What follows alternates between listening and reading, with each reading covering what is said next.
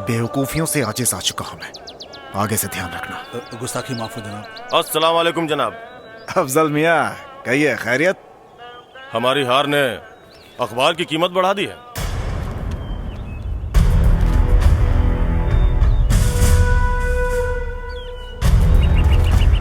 अफजल मियाँ। जी जनाब। दाऊद हसन साहब को इत्तला कर दीजिए कि हमारी हार की खबर हिंदुस्तान की सरहदों से गुजरते हुए पाकिस्तान तक पहुंच चुकी है।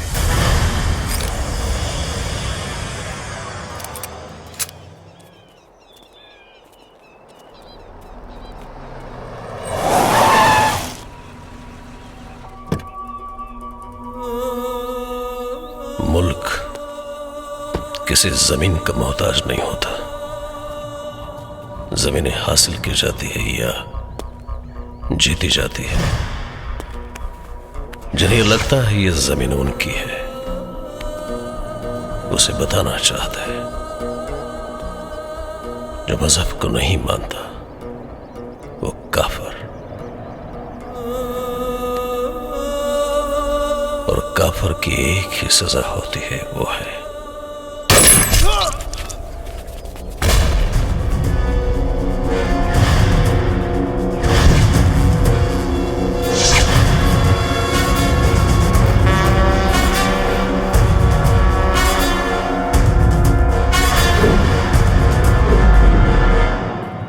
अच्छा है, लेकिन उसे अस्सलाम वालेकुम भाईजान। हैदर अली साहब ने आपको याद फरमाया है।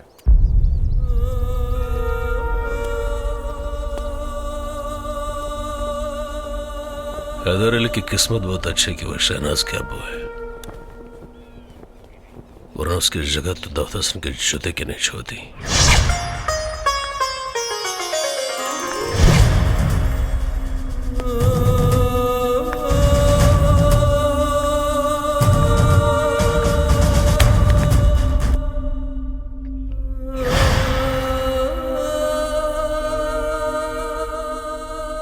शहनाज, जंगल है आपकी आंखों में, जहां कर मैं अपना रास्ता खो जाता हूं।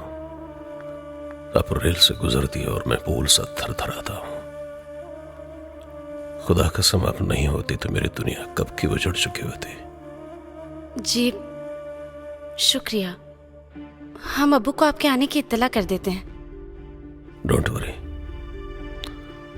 मैं मिल लेता हूं।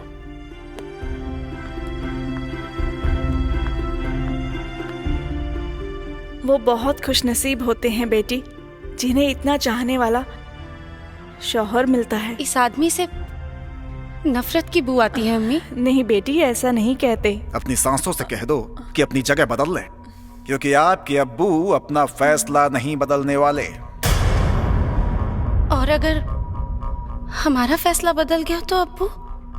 तो उस दिन बदलना जिस दिन हैदर अली और दाऊद हसन से मजबूत हाथ तुम्हें मिल जाए।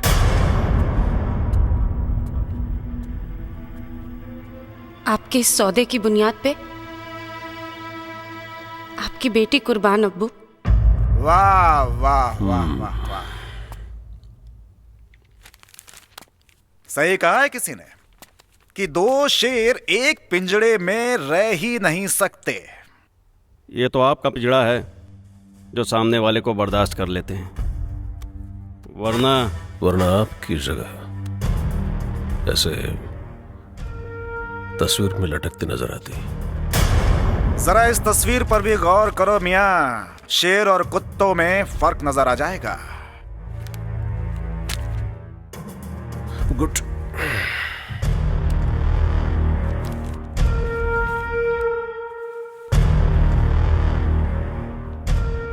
किससे सुनने वाले इतिहास लिखा करते हैं हैदर साहब। इस हार को जीत में तभी बदल दिया जाएगा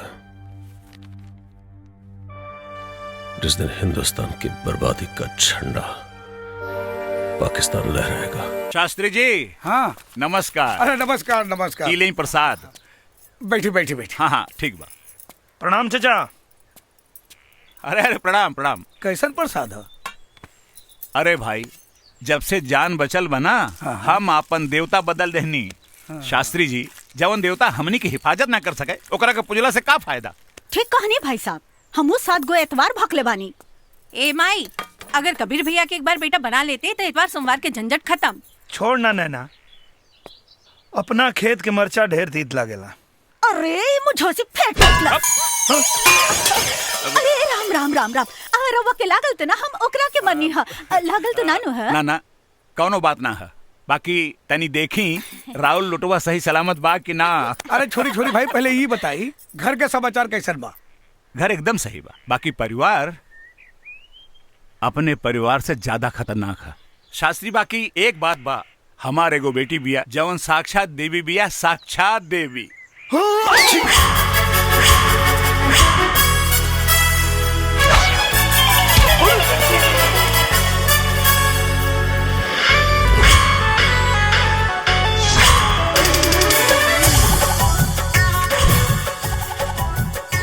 काय मरलू है? बॉडी के मजबूती देखत रहनी है। अरे तो तोरा बॉडी की मजबूती चेक करे खातिर के यह जगह मिलल हा? तो जगह बदल के देखी।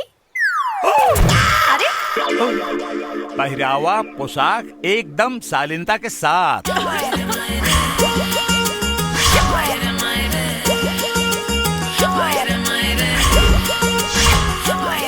नैना, हाँ कॉलेज में साड़ी? अरे इतने से बाबूजी के दिखावे खातिर। घर से निकले के समय साड़ी और घर पे जाए के समय साड़ी। और बाद में? हाँ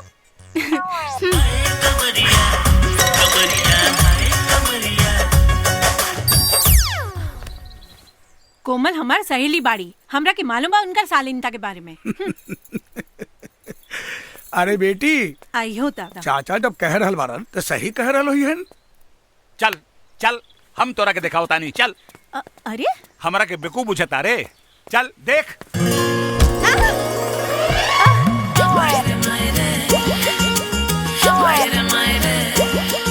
ये आवाज कहाँ से आयल रहे?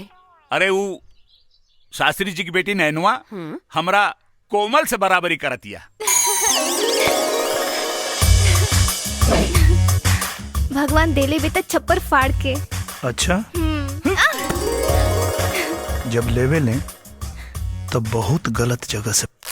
और दूध लेके ना आई नहीं हरुआ? अरे हाँ, वो नैनवा के चक्कर में भुला गई नहीं। तो ठीक बा, रउआ दूध लेके आई, हम मंदिर से आवत आनी। हाँ हाँ ठीक बा।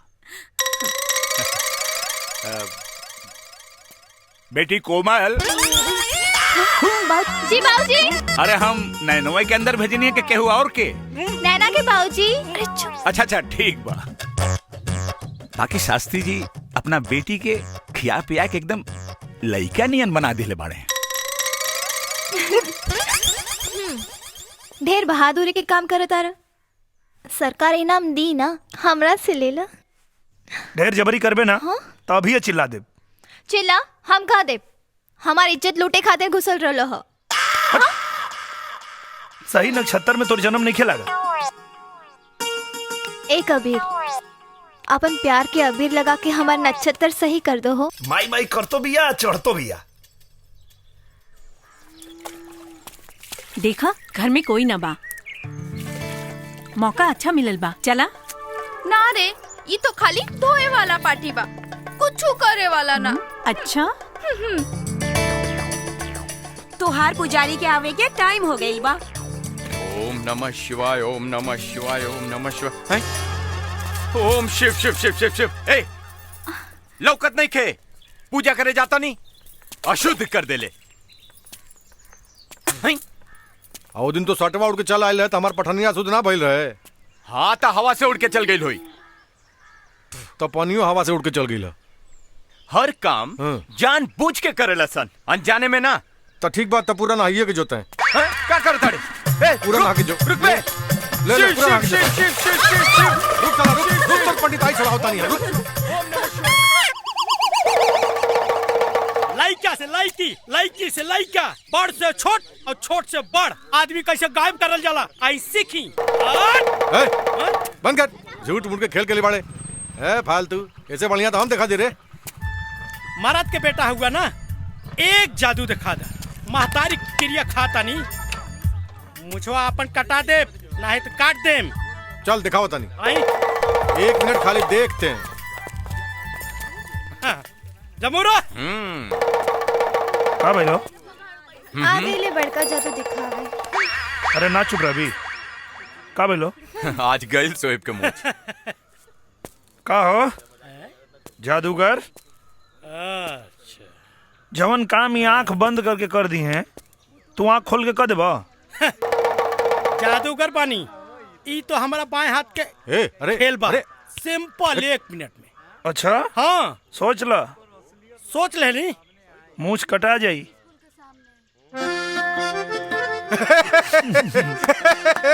बारे वाह गजब आइडिया दिलेगा भाई। आज से तोहरा के जीतल जरूरी बा भाई, काहे कि आई तोहार मूछ बड़ी सही लगता। ई का हो? मरचा के पाउडर। मरचा के पाउडर ई का होई? ये आंख बंद करके डली है आ तू आंख खोल के डलबा। आंख खोल के? हाँ ये न शर्त लागल रहला ना। हुसैन अस्तूरा लिया। ना ना। अरे कटवा ले। महंगा पड़ी। अरे कटवा। हाँ कट गई। बड़ा महंगा पड़ी मूछ काटे वाला के। हम विधायक जी से कहते। इना मानी अगर कपारो छिलो लोग ऐसे ही ना मानी। ला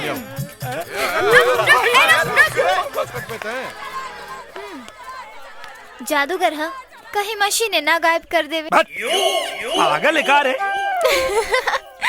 कमाल है विधायक जी, हम इतना विधायक देखनी बाकी रउआ जैसन विधायक कबो ना देखनी। कोनो खासियत लौकल हो विधायक जी में कि ना दरोगा? अरे ऊपर से नीचे तक खासियते खासियत। ऊपर देखिए नीचे देखिए बीचे में मत देखिए। काहे? रह दी जाए दी।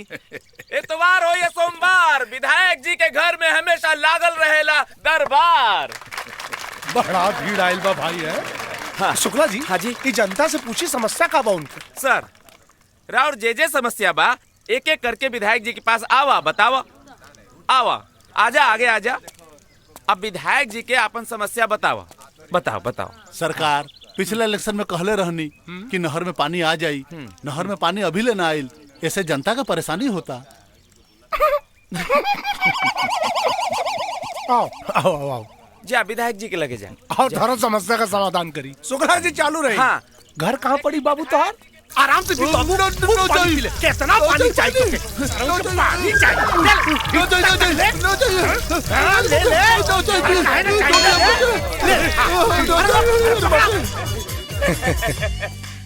दांत मत चियारा, ताली बजवा। हाँ तालियां तालियां। हाँ, तालियां। धन्यवाद धन्यवाद। आगे। हाँ आगे बताओ। सरकार चापाकल अभी तक गांव में ना पहुंचल। कितना फुट पे आवाला पानी रे? 120 फुट पे। 120 फीट ना। रुका, समस्या का समाधान होता। सर सारा समस्या भाग गई सर। एकर समस्या सच में गंभीर हो जाता। हाँ सर। हाँ बोला क्या समस्या बा? अरे कुकुरा चोर कटवा। ई विधायक जी के गाली देवा था। ई हम ना गरिया होता नहीं सरकार। ई ते ऊ गरिया होत रहल जवन हमार ई मुछवा कट ले। तो प्रॉब्लम जनून बात और बैठी सर। हाँ हाँ। और का कहलस? और कहलस कि विधायक जी गधा के औलाद हुए। ई मजाल। अरे मजाल छोड़ी सरकार। ऊ तो यहाँ तक कहलस कि विधायक जी के माई केहू के साथे भाग गई। और ओकर बाबूजी ओकरा से बियाह कर ले बाड़े जेकरा हाथ से केहू पानी ना पियल।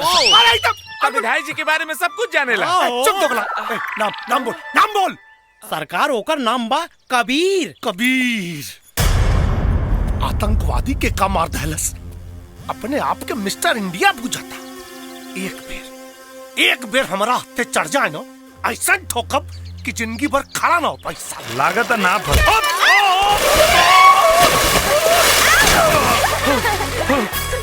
कार्य नरी ठोक दली।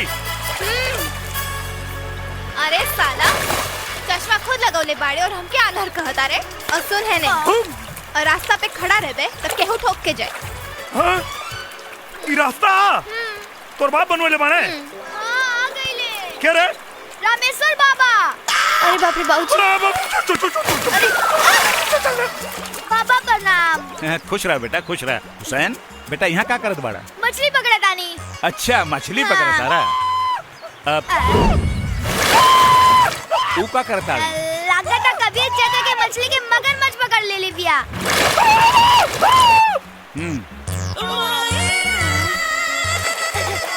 का भाई कबीर चाचा? अरे पता न केने चल गई रे। अरे वहाँ बाड़ी। अरे ए लड़की कम विपद ज्यादा है।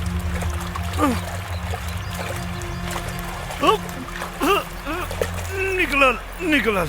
है कोमल कोमल, अरे उठना रे। ए देखना लागत पानी पी ले भैया। तो निकालो। कहाँ निकला था? अरे पीठ पे दबाइले से पानी निकली। पेट पे दबाओ।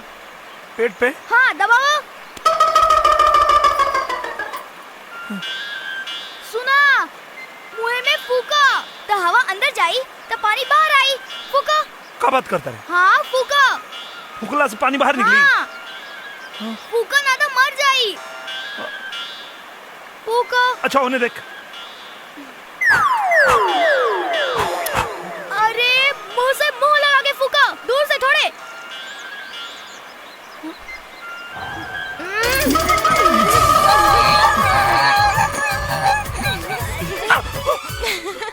अरे साला अगर पानी निकाले में हमारे पानी निकल जाए।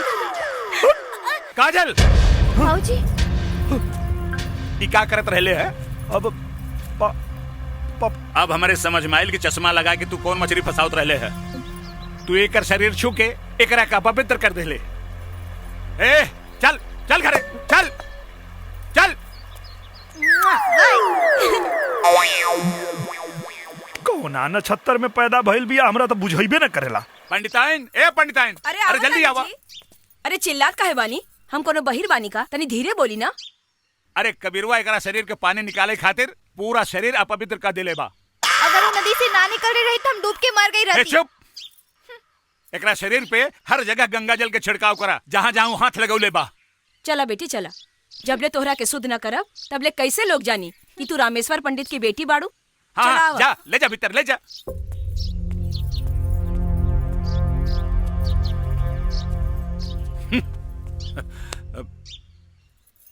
कोमल हमके तू ई बतावा कहाँ कहाँ हाथ लगावले बतो के? आँख में माई।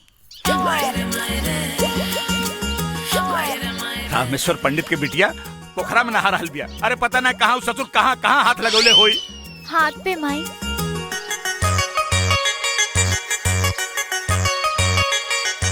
ए सुनाई ना, अरे गंगा जल डाल के अच्छी तरह से नहवैया करा के। ओठ पे माई। अरे कोनो तो ऐसा जगह होई जहाँ तोहरा के छुवले ना होई। ऐसा कौनो जगह नहीं थी जहाँ वो छूले ना होई। चुप। तोहरा बाप बेटी के फेरा में ना हमार धर्म नष्ट हो जाए।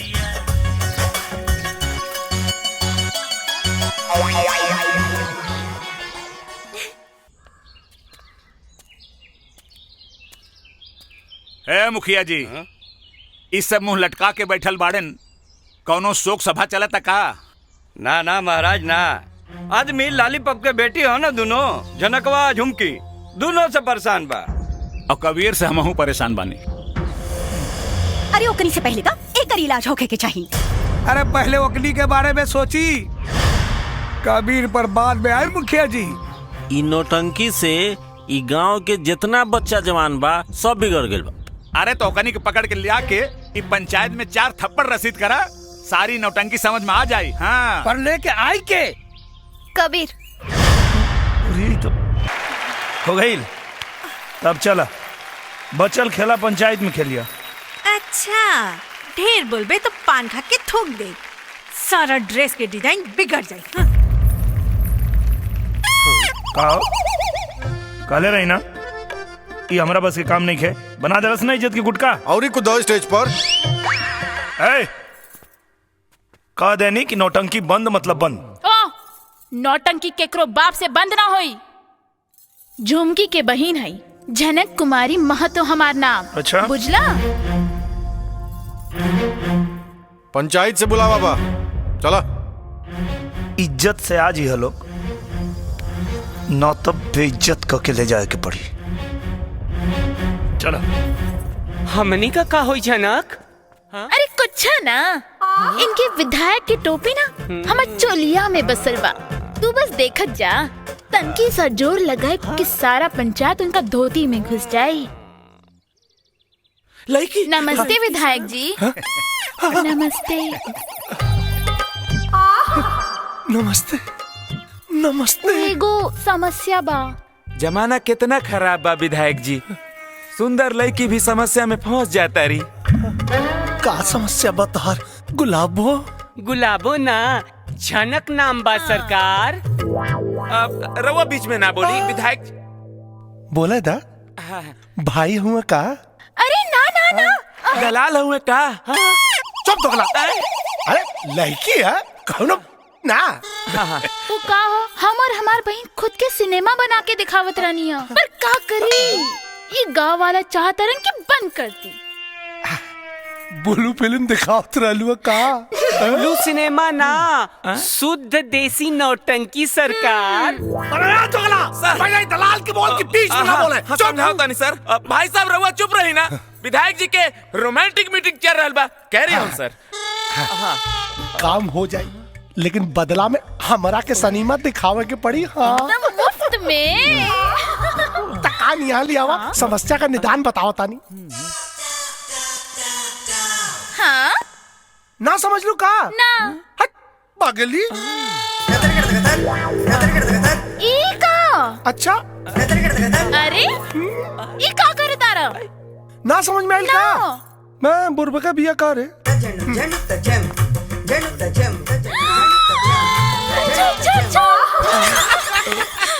अब बस देखते जा, पूरे पंचायत के ना हवा निकाल दे। सनीमा दिखाओ ना।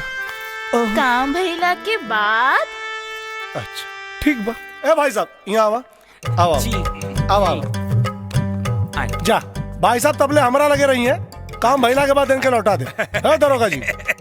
सर लड़की के साथे जा, जौनो समस्या होके ओकर समाधान करिया। यस सर।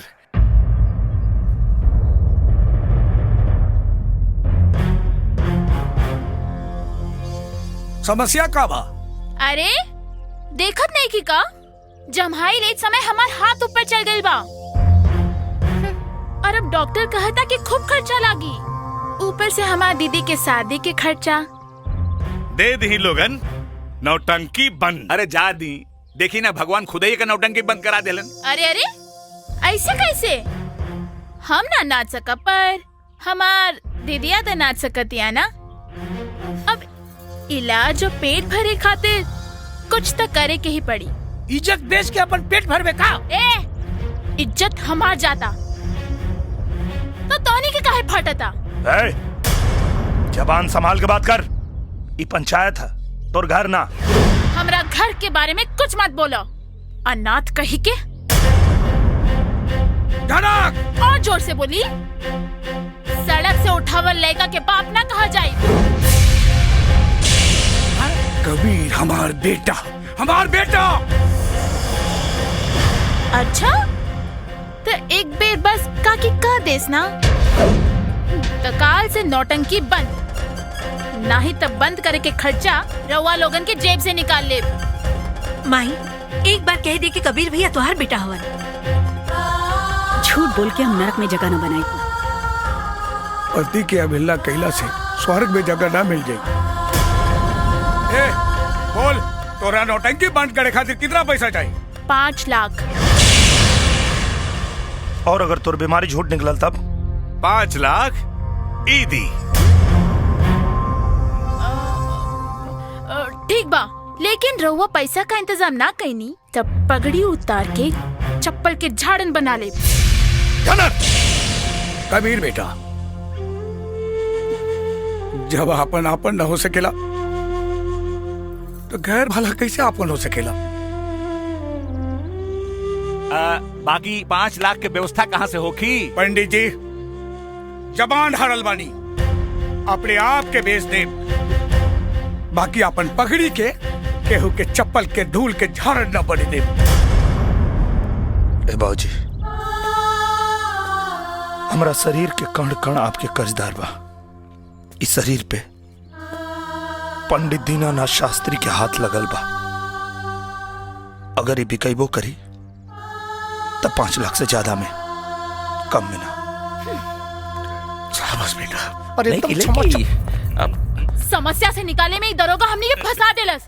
खोल के बतावा सर। हाँ मतलब खोल के बतावा, बात बुझाई ना। अरे अरे मास्टर जी 5 लाख देवे खातिर तैयार हो गईला। पर ई दरोगा बीच में टपक के ई कहले कि अगर झूठ पकड़ा गई तब 5 लाख हम दे। एक मिनट हटा। का दरोगा? अरे दरोगा ना साले दोगला बड़े। का जरूरत रहो जब? अरे समझावा, तू ही एक समझदार आदमी बड़ा बस। हाँ सुनी, बात अगर बिगड़ जाये नू तो विधायक जी बनी खुद अपन 5 लाख रुपया रहुआ के दे दे। हाँ। बीच में बोला के क्या खाला सा बीच में बोला के? ए हमार गुलाब, अब दिखावा ना सनीमा। समस्या से निकलने के बाद बुझनी हम अबो कहता नहीं ई मास्टरवा 5 लाख रुपया दी कहाँ से? मास्टरवा अब अपना बिटिया के बेचे या बेटा के? फूलचंद पाड़े के जाल में तब फंस गई लू। अब बीवी का मोबाइल मिल गई बा तो ढेर पकड़ करबे। चल फोन रख। नमस्ते मुखिया जी, सरपंच जी नमस्ते। ली विधायक जी बैठी। कहा चच्चा, का जरूरत है वो नौटंकी वाली के मुंह लगौले के? 5 लाख रुपया कहाँ से देबा? नौटंकी कैले बिया और नौटंकी के कोनो पैसा ना होला। तोहनी के कैसे मालूम कि वो नौटंकी कैले बिया? अरे बीच में मत बोला सन। बैठ जाइए। सॉरी सर, बैठ जाइए सर। चच्चा अगर बीमारियां सही निकल गई तब का करबा? 5 लाख रुपया दिया ही। अगर झूठ निकलल तब तो 10 लाख रुपया विधायक जी दे दी हैं। सॉरी सर। पैसा तोहनी जैसन लालची आदमी के लालच है और यहाँ बात मान सम्मान के बाद कुछ और बोला। अच्छा कुछ और? हाँ, शास्त्री जी का जूता और हमार सर। विधायक जी अगर बात सही निकलल तब तो विधायक जी के जूता और शास्त्री जी के सर। हे शास्त्री जी, बेटा अगर जूता कपारे पे रखवा देना हमरा क्या याद करिए? 5 की जगह 15 लाख दे। हाँ, घर तक संभलता नहीं के चलल बाड़े लोग पंचायत संभाले। चला रे सर। आई सर। माई ये का कर देले तू? बड़ा भरोसा बना तोरा बाबूजी के अपना बेटा पर। वह भरोसा के क्रिया अगर हमार बेटा हार गई तो भगवान के दरबार में अकेले से कहता के तोहरा प्रमाण देवे के पड़ी। अगर हमरा सुहाग के पकड़ी गिरल ना तो जहर खा के जान दे दे। हट माई। काकी अरे मर्दे, उदासी ना ठीक लागेला तोरा चेहरा पर। कबो कबो कोनो बात दिल में भाला के तरह चुभ जाला यार। ओकरा खातिर एगो रास्ता बा हमरे पास। पंडियो जी के सहमति बा और ऊपर सोचबा तो एकदम सही रास्ता निकल आई। कौन रास्ता? कोमल से ब्याह कर लो। कर तो ले यार, लेकिन हमरा जीवन में औरत के प्यार नहीं के वो जन्मा के दरगाह पे फेंक दिया, कि वो अपना के प्यार न दिया। कोमल से जान से बढ़ के प्यार करी ले, कहीं वो ठुकरा दे तो जीते जी मर जाए यार। कबीर, अगर फिर आगे कबो ऐसे कहला तो एक थप्पड़ मारे बिना बियाह के पति कहे लगभग।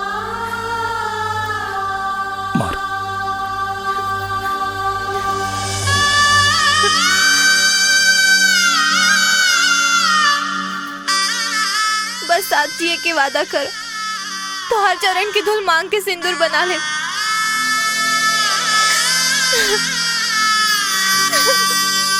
कबीर चाचा, वो झनक के हाथ सही बा। तोरा किसे बता रे? बाजार में स्वेप सब्जी खरीदे देख ले। हाँ कसम से हमके देखला तो हाथवा ऊपर कर लेलस। हाँ जैसे वो मदारी के ले रहे। फिर बोलबे ना तो मारा मुहा बोमा पुल हो जाई। मजाक सही नहीं खे, बात सही भी हो सकता। एक काम कर लो, पूरा गांव के झनकवा के द्वारे जुटावा और हाँ, विधायक जी के जरूर बुलैया। पर करबा का? वो तक कैला के बाद पता चली।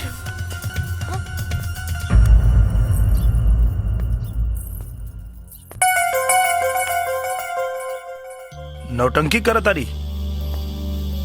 देखो कबीर, पास मत आवा। कबीर देखो, हमरा के छुओ मत, ना तो हम बाबूजी के बुला देब। बाबूजी की का बोले भी? इलाज हम करब कि तोर बाबूजी करिए? कबीर देखा, ये तो ठीक नहीं के करत। कबीर हम सच कहतानी, बाबूजी के बुला देब। बाबूजी के का बुला के करबो? तुहार इलाज देखा कैसे।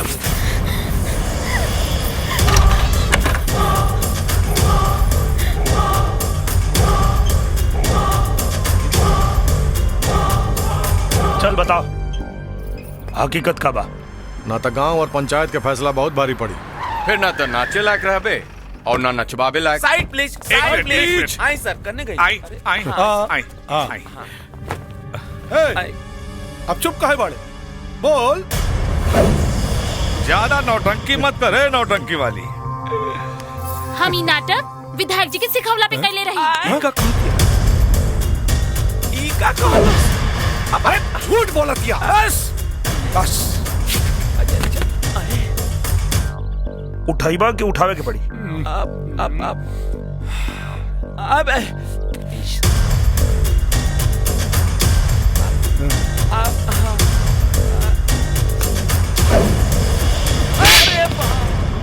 एक बात कान खोल के सुन ले, जवन बूढ़ बाप के जवान बेटा होके ना, ओकरा के कब्बो कमजोर समझे के गलती मत करी है। बाकी 5 लाख के बंदोबस्त कहाँ से करबा लालीपाप महतो? हमरा के माफ कर दी लोगन, हमरा से बहुत बड़का गलती हो गई।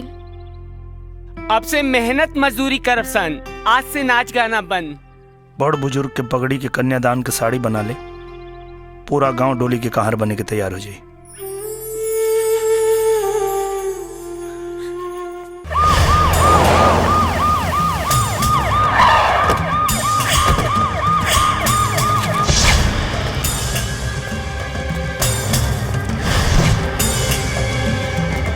जीजा,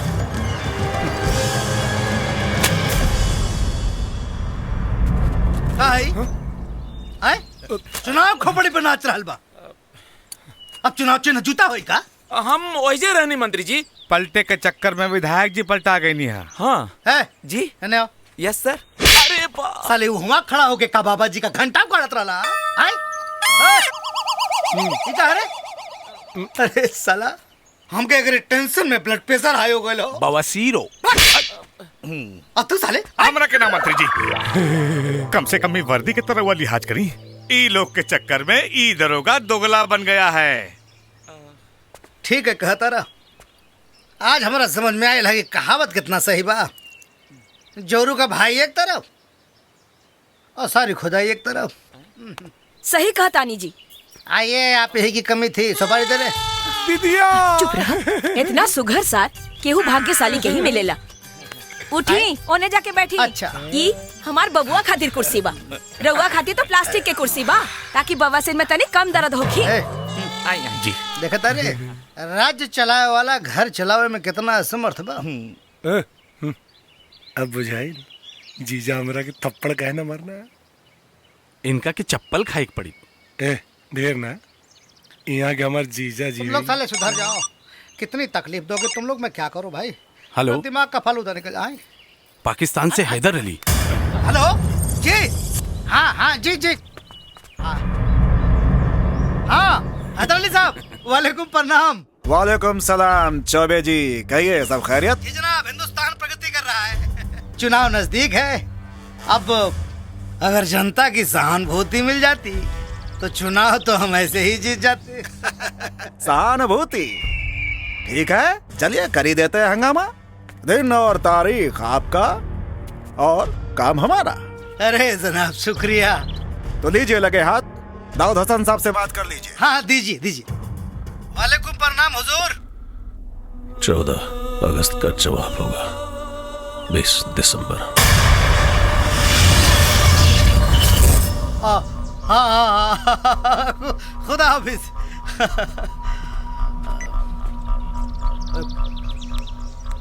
देखला हिंदुस्तान में रह के डीलिंग पाकिस्तान से करी ला। अरे ता जीजा के कर बाड़ा जुत्ता खाए वाले के दीदिया कहाँ पड़ा बता रही। एक बात बताओ, तोरा सर पे जूता के रखले रहे? मास्टर दीनानाथ शास्त्री का बेटा कबीर शास्त्री। कबीर शास्त्री तो बेटा कबीर अब की दंगा में पेला जेबा तू।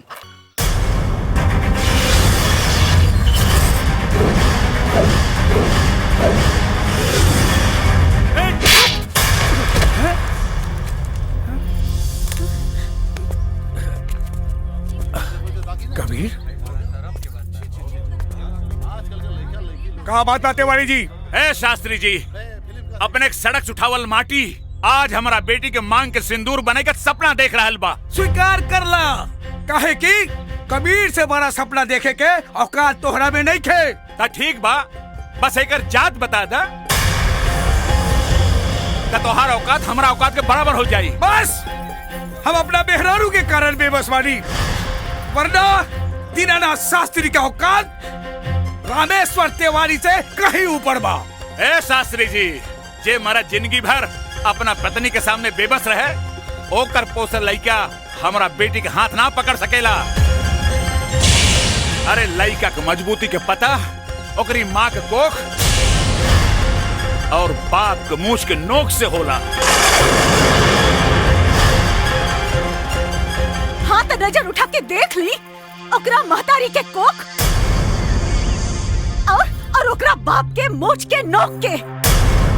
अगर मान मर्यादा के ख्याल न रहित ना तो राहुल बेटी के कब के अपन महतारी के पतो बना के रख देले रही। गायत्री भाभी खबरदार खबरदार, अगर हमरा बेटा के अनाथ कहानी तो जुबान खींच ले।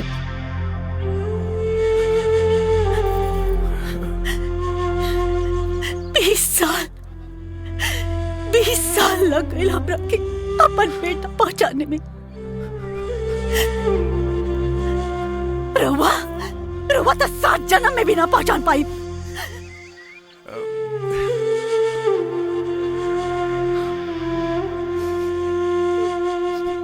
माई बेटा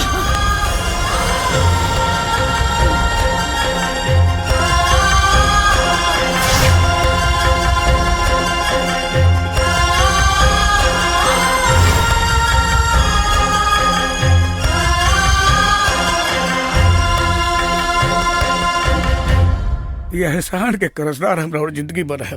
कहे कि एक बेटा से ओकरा माई के मिलवा देली, जाके अपन बेटी के जीवन संभाले। एगो बाप के वादा बा, हमार बेटा रउआ रास्ता में कबो ना आए।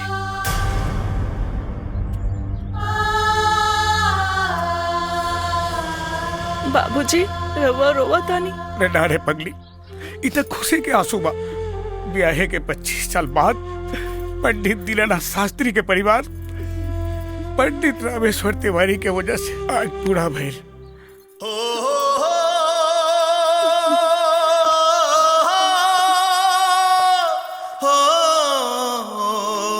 कबीर कोमल जा जा, तू भीतर जा।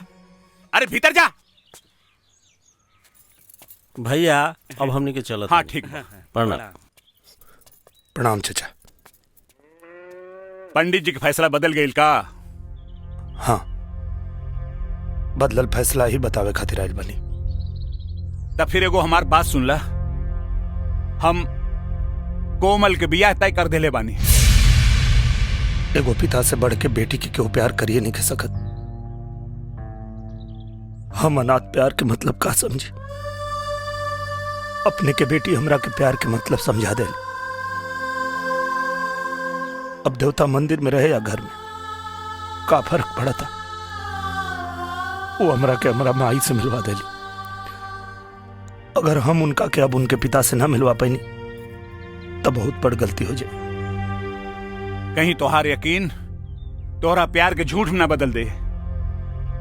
प्यार के दूसर नाम विश्वास होला चाचा, और हमनी के प्यार के बुनियाद तन पे ना मन पे टिकल बा। कसम कोमल और कबीर के प्यार की। अगर हमनी के जज्बात अपने के फैसला के बीच में आयल तो हमनी के प्यार प्यार ना पाप होके। कबीर,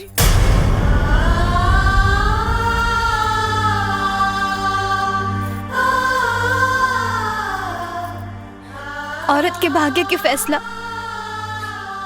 हमेशा मर्द ही करेला।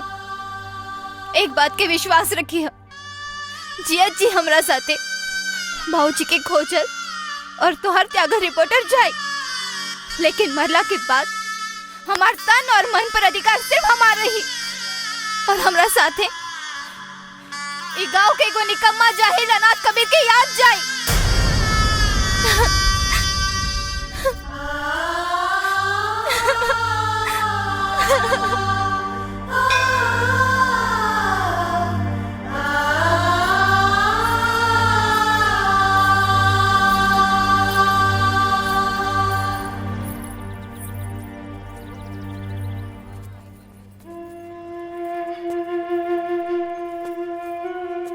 एगो एहसान करी हो, सिंदूरदान के समय हमरा सामने मत रही हो, ना तो जिए तो जी मर जाए। नया जीवन के शुरुआत करे जा रहा बड़ो, तो के हमार उम्र लग जाए। मरे से पहले तो तोहरा दुल्हन के जरूर देखब, हमरा से सुंदर बाड़ी की कम, काहे कि ई दुल्हन के जोड़ा तोहरा सम्मान खातिर पहनले बानी।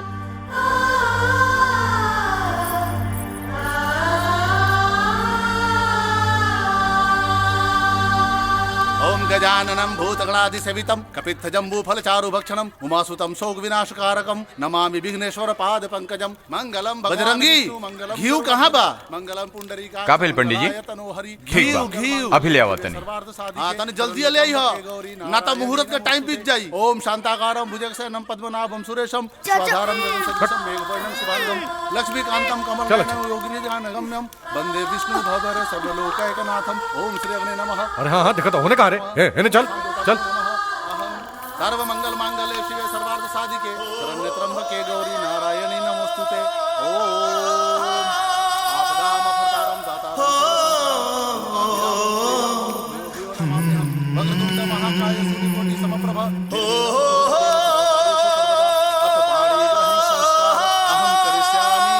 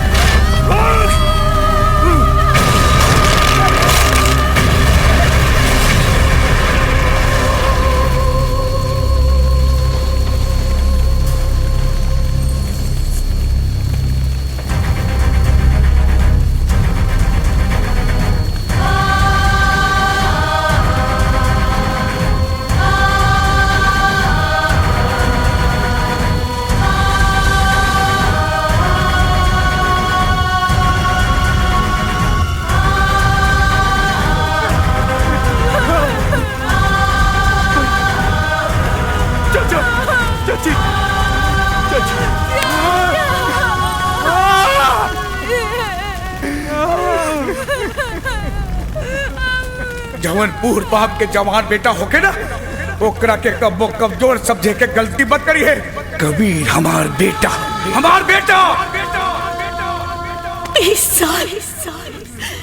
20 साल लग गए हमरा के अपन बेटा पहचानने में। लेना लेना चाचा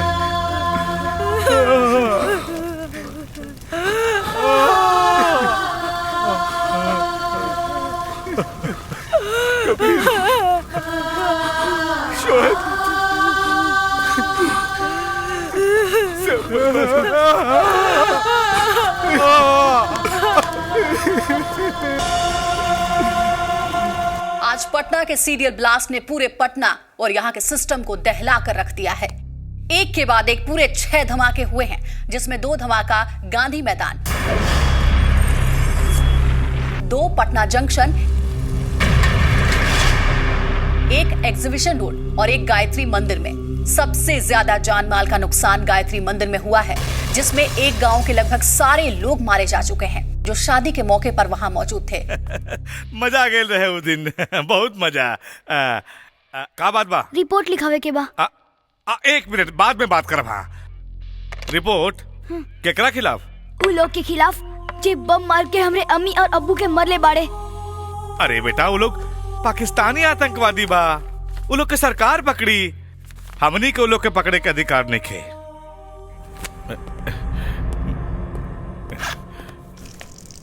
अरे ये क्या करत रे? हैं? अरे साहब देखिए मुंह तता। ई का कैले?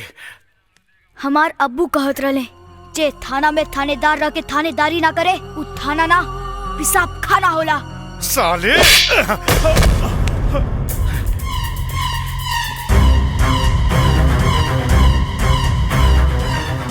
ब्लास्ट के रिपोर्ट चाहिए, वरना तोरा साथ साथ थाना के शमशान बना दे। बाप करा है जी, हाँ? गरजे वाला बादल का वो बरसल बा। अब मरे वाला आदमी के अगर श्रद्धांजलि ना दिल गई तो जिंदा आदमी के आत्मा के शांति कहाँ मिली? नमस्कार नमस्कार नमस्कार।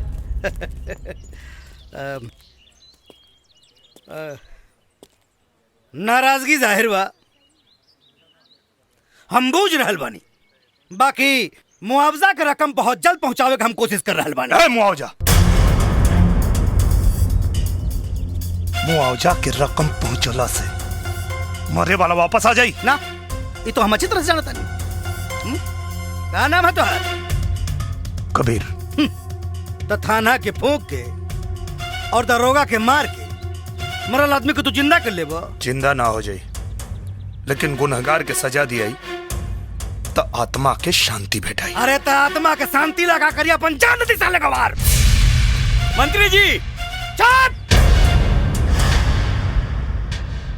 एक शब्द ना तो दफा लगा के तना ठोकवाई कि बुढ़ापा जियान हो जाई। कानून बड़ा होला, आदमी ना। अगर मरे वाला के एहसास ना रहित ना तो इतना ठोकवाती तोहनी के कि देख नक्शा बिगड़ जाए। पुलिस वाले बात रहे बताए, हाथ काट दे। 4 को वोट का दे देना लोगन। मंत्री, मिनिस्टर, सांसद, विधायक सब तोहनी के जूता के धोला। सकल से बेवकूफ लागता रे, ना तो दहिया के चमनिया नोच लेती। एक बार पता चल जाए बॉम्ब ब्लास्ट में केकर हाथ बा, चमड़िया नोचब ना जब आ जाए। पाकिस्तान ब्लास्ट करे वाला पाकिस्तान का आतंकवादी है। सुन के खून पानी तो ना हो गई? अरे महाराज, पहले ही तो पता कैला कि अनाथ के देह में खून बाग की खाली पनिया से काम चलाता। खून पानी के पता वो दिन चली जब ब्लास्ट करे वाला के लिया के एजा और अगर ना मर लेना तो फिर अनाथ के साथ साथ नाजायज भी कराई बे। हाँ, ना तो फिर शहीदे में नाम लिखाई और ना तो फिर नाम दर्ज होई। चला। मंत्री जी, जीवन और मृत्यु ऊपर वाला के हाथ में होला, लेकिन बम ब्लास्ट कोनो आदमी करे लेवा। ब्लास्ट में मरे वाला एक एक आदमी की कसम खा के कहा था नहीं, ब्लास्ट करे वाला के यही धरती पे लिया के मारे। काहे कि बम के धमाका ही ना चिन्हेला कि मारे वाला हिंदू है कि मुसलमान, और यह बतावे खातिर आ रहल बानी पटना से पाकिस्तान।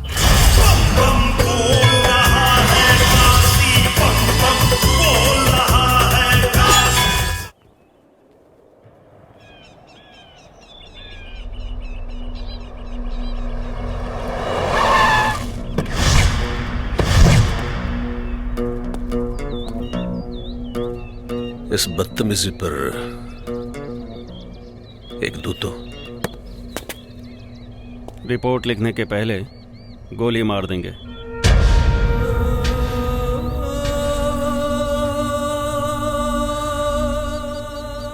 कमबख्त हंसी भी उस वक्त आती है जब हमें किसी पर गुस्सा आता है। गुस्से को दबा के रखिए, गर्मियों का मौसम है, फट जाएगा। वैसे हम तो यहाँ इस बात की इतला करने आए हैं कि आपके नाम की हवा पूरी कराची में है। एक जरा सा तिनका भी बड़ा जख्म दे सकता है। दवा की जरूरत नहीं पड़ेगी, और अगर पड़े भी तो आपके बदन से निकाल लेंगे।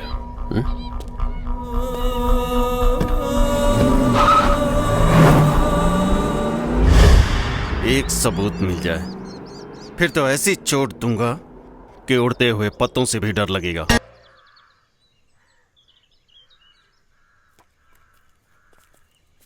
कबीर चाचा, हम चलब तोरा संगे पाकिस्तान। और कहीं तोहरा चलला से तोहर कबीर चाचा कमजोर पड़ गए तब? कमजोर ना पड़ी देव चाचा, काहे कि अगर बचपन में माँ बाप की साया सर से उठ जाए तो लड़का बचपने में जवान हो जाला।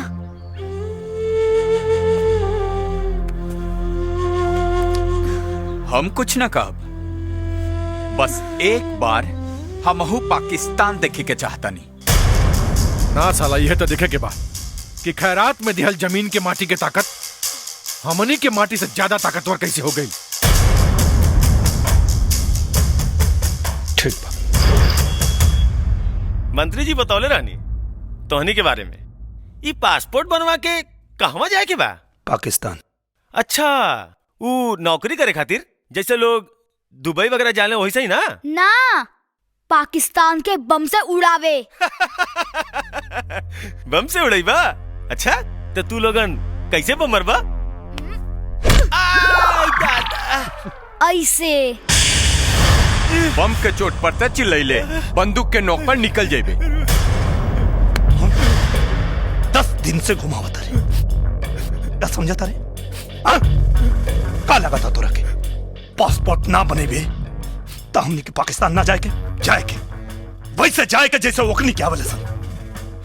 हाँ, हमरा पता बा आज के समय में काम गांधीगिरी से ना दादागिरी से होला। चल कपड़ा निकाल। रेप करवा का? खोल दियो, निकाल। दूरबीन। ना ना ना ना ना ना ना हमनी के खिलाफ कार्रवाई कैले तो तोर फोटो टीवी अखबार में इतना छपी कि लोग सलमान खान से ज्यादा तोरा के याद रखी। पाकिस्तान तो हमनी के जाएंगे, और वहां जाए से तोरा मंत्री के बाप भी ना रोक पाई। अब तू सोच, पासपोर्ट बनावे के बा कि ना? साहेब, ये कपड़ा क्या उतरला सर? हमार तो खाली कपड़ा उतरला सा, पाकिस्तान के तो चड्डियों उतार ली। बिना वीजा पासपोर्ट के चले के? अरे यार, बिना वीजा पासपोर्ट के जाइबा तो हमनी में और ओकनी में अंतर का रही? कबीर, अरे जनक, एगो बात कहे के चाहता नहीं। का? शायद वो बात के वजह से वो एहसान के बदला चुका सकी, जौन एक नौटंकी वाली के सही रास्ता पे लिया दिलस। बतावा। देखा 20 तारीख के मंत्री जी के जन्मदिन बा। हम मंत्री जी और विधायक जी के खूब निम्मन से जाने तानी। अगर वो लोग पकड़ा गए ना तो पाकिस्तान का अमेरिका पहुंचा दी लोग। वो कैसे? आदमी शराब, कबाब और सबाब के सामने कैसे नंगा होला?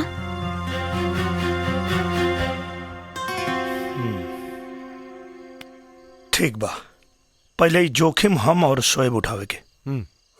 ओके बेबी, कम ऑन। हाँ, ओके।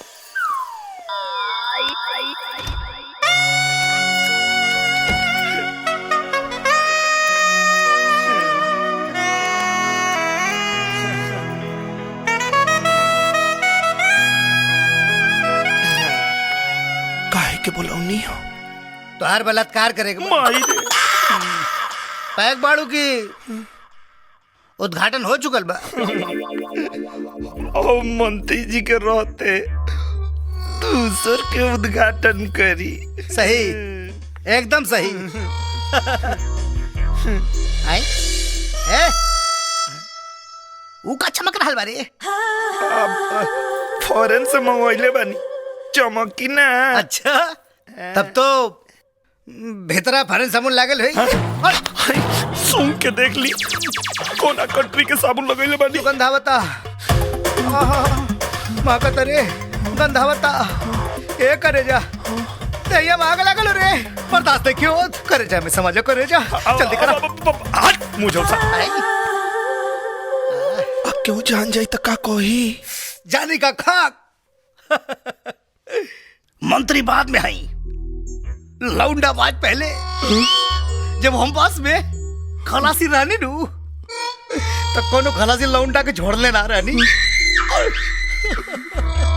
तो यो तो सोची रहो जनता के सेवक होई। सेवक? हाँ।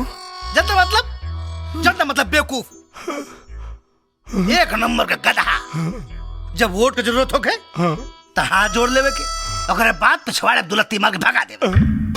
जान फालतू बात करे के समय ना, जल्दी से आजा, जल्दी से आजा, करे जा, समझ जा, जल्दी से चला। विधायक जी के पता चली तो विधायक ससुरा हम उस बड़ा लागल होई कत्तो कीर्तन थोड़ो करत होई। अरे जल्दी करो हो, ए हमार पावर हाउस। वो ऐसा नहीं, हम तो कब सोचले भी ना रहनी। अरे तोहरा सोच से भी बहुत ऊपर का चीज बानी। जब हम दारू का दलाली करी ना तो घसियारी न चरवाहिन केहू के ना छोड़नी। तीन बेर रेप के केस में भीतर जाके बाहर आ चुकल बानी। चरित्रहीन नंबर 1 कहा तो लिख के दे दी हो ना। पहले उठक बैठक करी।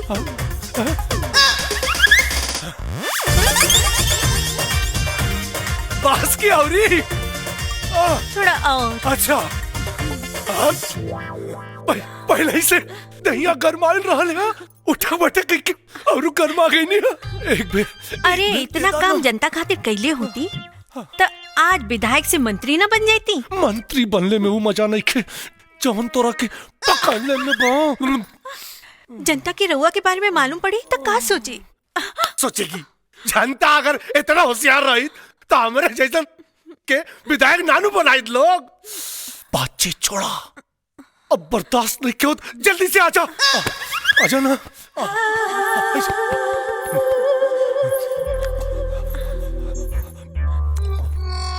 हम अगर रउआ लगे आई तो रउआ बीमार हो जाए। कहे हो? मलेरिया बाकी फलेरिया? एड्स बा। जीजा! ए जीजा! कुछ छपल? इतना छपल बा कि नेताजी के और मंत्री जी के लंगोट जल के राख हो जाई। ले जाके दे आओ। ये कहा भैया? वो लोग के कर्म कुंडली है। आए कहा पहलवान जी, ये हाफ टिकट लगे कहाँ घूमता रहा? संग्रामपुर पंचायत से वो लोग के कर्म कुंडली आइल बा। कर्म कुंडली? हैली सीढ़ी देख ली। कबीर भैया पंचायत में इंतजार करा तरन।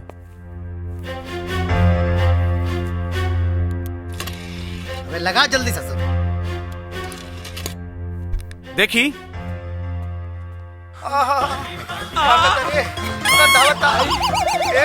जीजा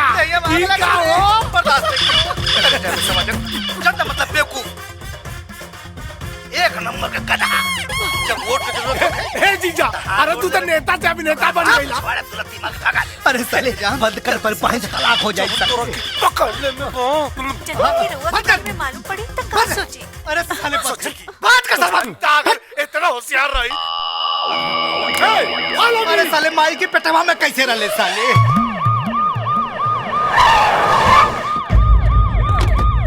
साइड साइड हाँ आई आई सर हाँ साइड चप्पल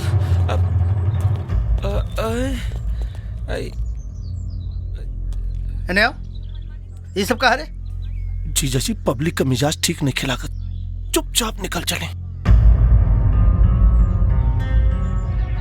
जूता चप्पल से डरा गए जिंदगी भर विधायक रह सारे को मंत्री ना बन पाई जियो शेर जीजा जी हम रहुआ के प्रधानमंत्री बनल देखल चाहता नहीं अरे वो आगे बढ़ी हाँ जाए चुपचाप आगे बढ़ो जाके बात करा से का भाई कबीर कहा नौटंकी होता है सब है यही जगह बतीबा के अंदर चल के बताई भीतर है ठीक रही चला आवा अब भीतर कहाँ लेके जाता है हाँ विधायक के सामने बैठल बाड़े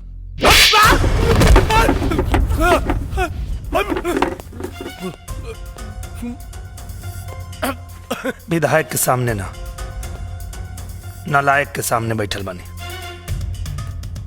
वो सबूत के साथ समझ में आई हाँ?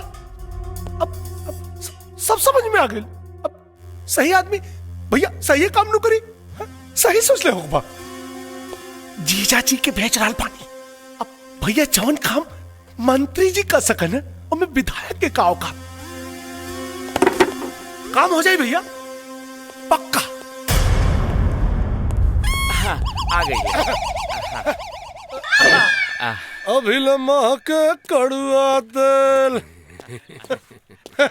ढेर फैलत रहना कुल है गड़ी दुइये मिनट में निकाल जानी है वो आवाज कैसन आइल है रजिस्टर गिरला के अच्छा रजिस्टर समस्या बढ़ बाओ हम ठहरनी विधायक रहुआ मंत्री 2 मिनट में सुलझा दे जाए ओके डोंट वरी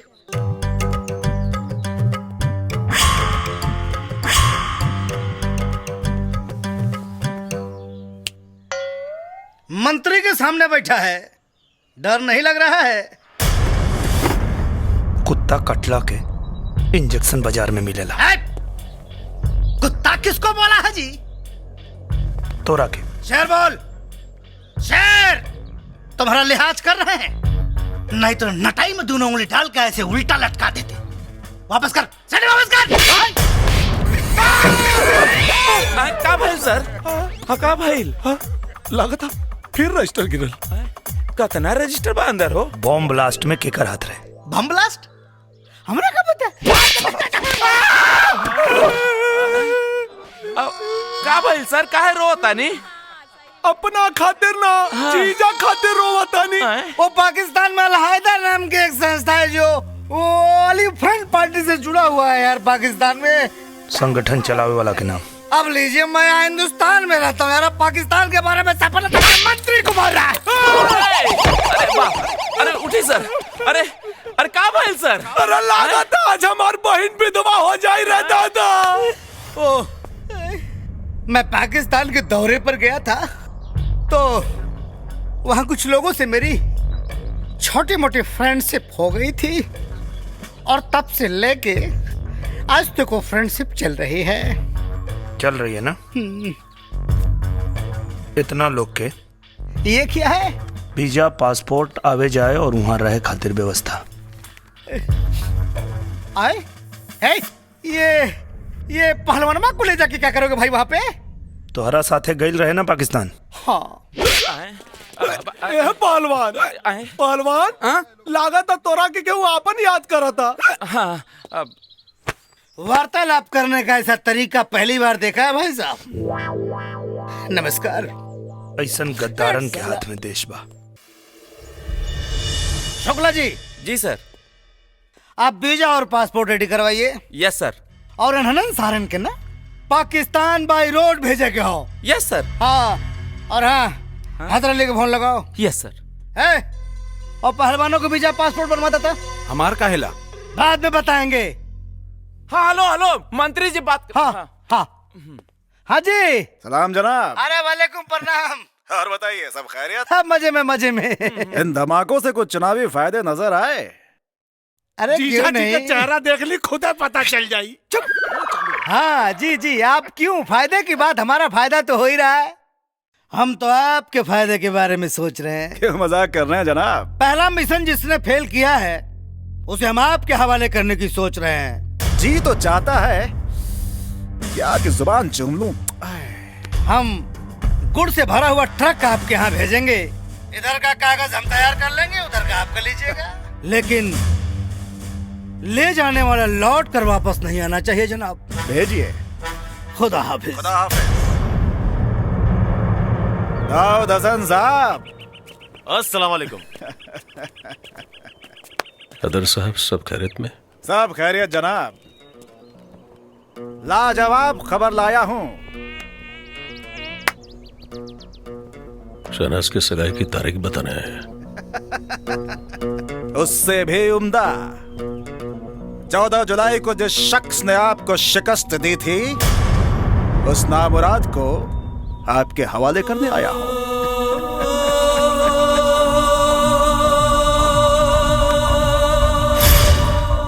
खुदा की कसम हैदर साहब,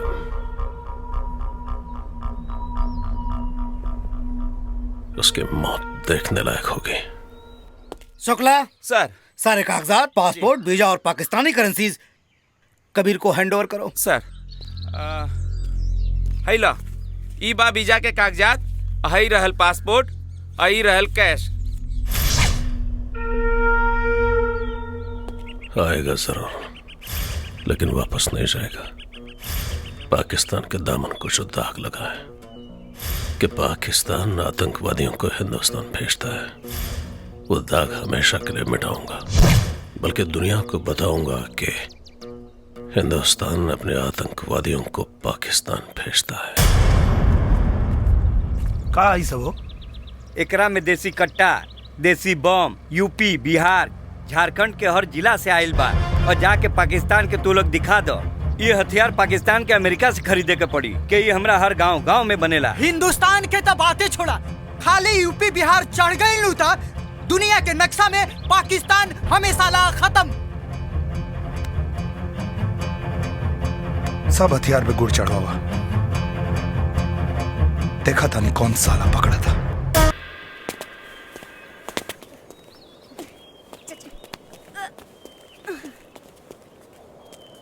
तुम सब में कबीर कौन है?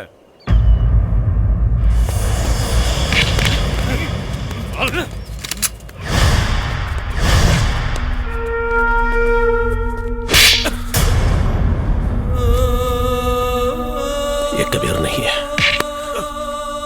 ये कबीर है। ये कबीर है।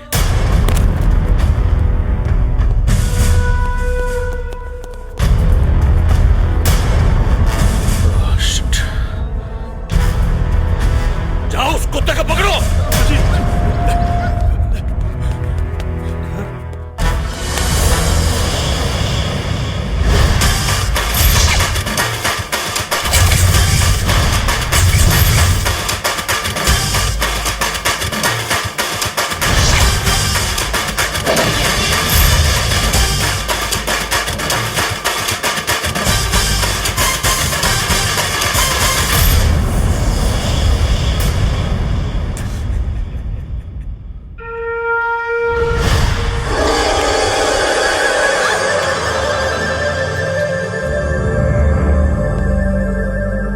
जान के सौदागर। अगर मर्द का बच्चा है तो माशुका की हिफाजत करके दिखा।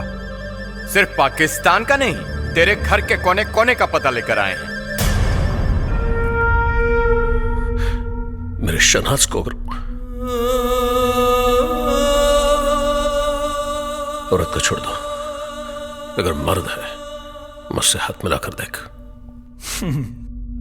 हाथ मिलाने नहीं, तुझसे लात मिलाने आए हैं। चाहूं तो तुझे यही ठोक दूं, लेकिन मेरे भारत माता की जमीन तेरे खून की प्यासी है। तुझे ले जाकर उस जमीन पे ऐसी मौत मारूंगा कि तेरे मौत के खौफ से दहशतगर्द पैदा होना बंद कर देंगे। बाहर जो ट्रक खड़ा है उसमें गुड़ नहीं, हथियार है। अब सोच, हथियार मंगाने की क्या सजा होगी? हम हिंदुस्तानी पैजामा सिलने से पहले मूतने की जगह बनाते हैं। और अब तुझे मुताएंगे। चल बेटा,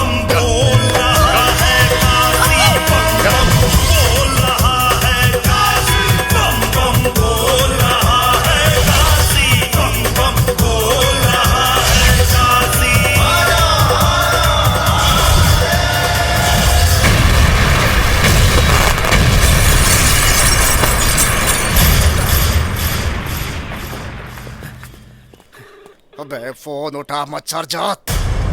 चले। हमारी शहनाज को कुछ नहीं होना चाहिए।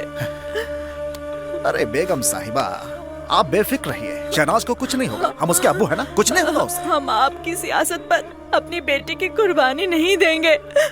सर, पाकिस्तान से phone sir. Hello, I am Choubey from Hindustan. अबे चौबे फ्रॉम हिंदुस्तान, तुमने ट्रक पे हथियार भेज दिया? अरे हम तो यहाँ से गुड़ ही भेजे थे। अब पाकिस्तान की धरती में वो गुड़ अगर हथियार बन गया तो मैं क्या कर सकता हूँ? तुम्हें तो दौड़ा दौड़ा के मारूंगा। पिछवाड़े में बम नहीं बांध दिया तो नाम बदल देना। धमकी नहीं। धमकी?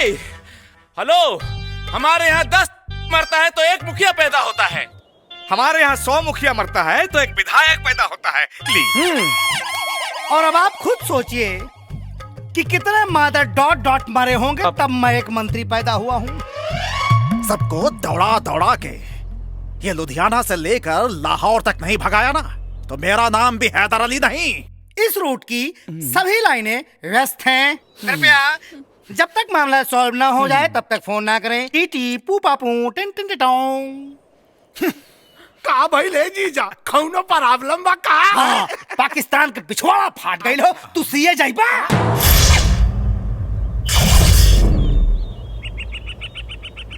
कुछ खइबा? ना कबीर चाचा, अब इनकर का करे के बा? तोरा से बियाह करावे के बा। हमरा के पागल बुझले बाड़ा? इनकर चुम्मा लेवे खातिर हमरा के सीढ़ी लगावे के पड़ी।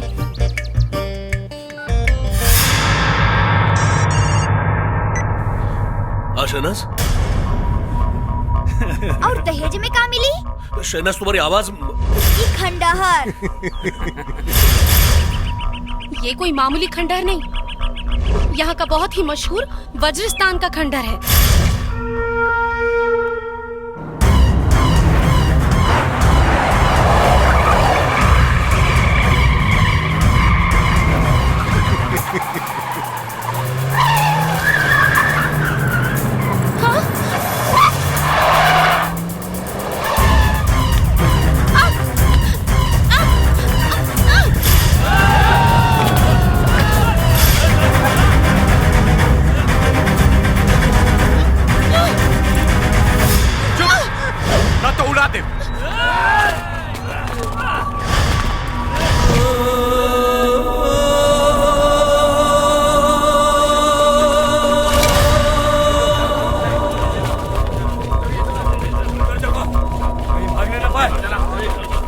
हमरा लागत है सबका राम नाम सत्य ऐसे हुई। ये पाकिस्तान की जमीन, यहाँ पे राम का नहीं अल्लाह का नाम लो, तब शायद वो तुम्हारे गुनाह बख्श दे।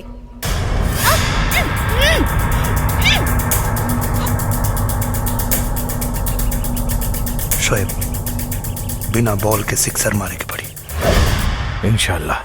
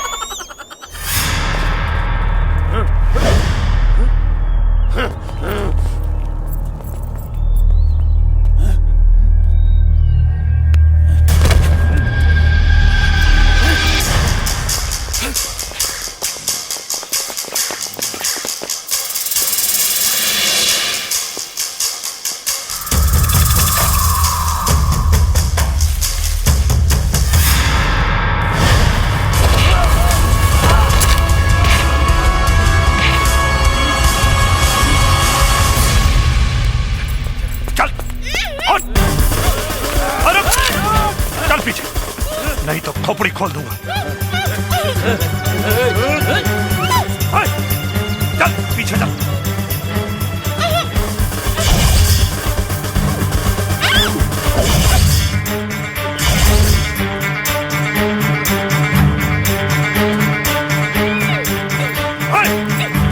वो देखिए शहनाज वहां।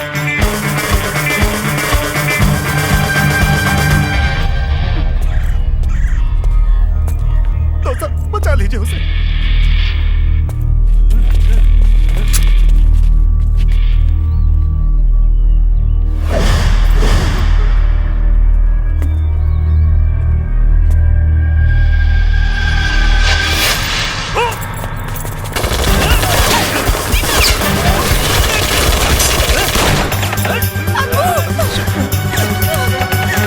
मेरा बच्चा।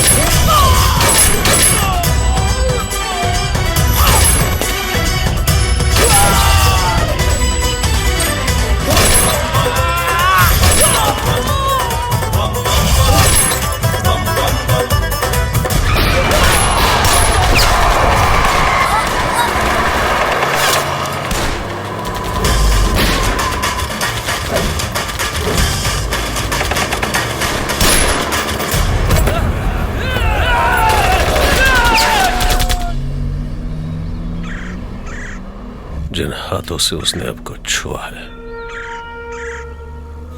ऐसे काटूंगा कि अगले 7 जन्म में पैदा तो जरूर होगा, लेकिन किसी को छूने के लिए उसके पास हाथ नहीं रहेंगे। घर चलिए अब्बू।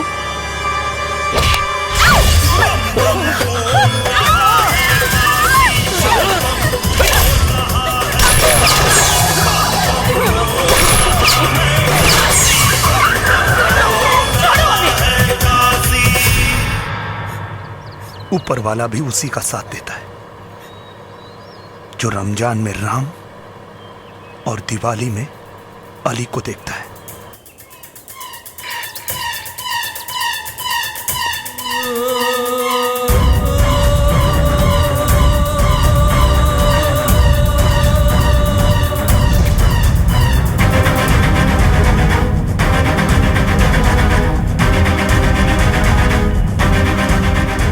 परिपथ कर दिया था।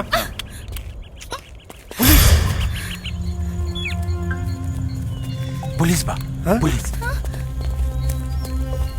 इनकी माँ का हमनी की पुलिस से कुछ लेवे देवे के नहीं के।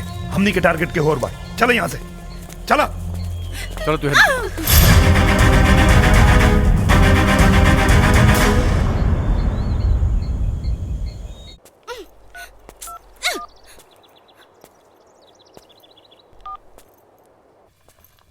हेलो। हाँ 1 मिनट। हाँ ये दोनों दे दीजिए। हाँ हेलो। अच्छा सुनो, कपड़ा और सामान कुल किना गेल बा। ये बताओ कि हमारा कहाँ पहुँचे के बा? कहाँ पड़ा तू लोग? गुलशन इकबाल टाउन के खंडहर। गुलशन इकबाल टाउन? गुलशन इकबाल टाउन कहाँ है? यहाँ से 5 किलोमीटर। 5 किलोमीटर। अच्छा सुनो ना, एजा को दुकानदार बाबू बताओ था कि जैसे 5 किलोमीटर दूर बा, तो हम फटाफट होता नहीं। सुनो तू अपन ख्याल रखिए, अब पुलिस से सावधान हुई। ठीक बना पहुंचा था। हाँ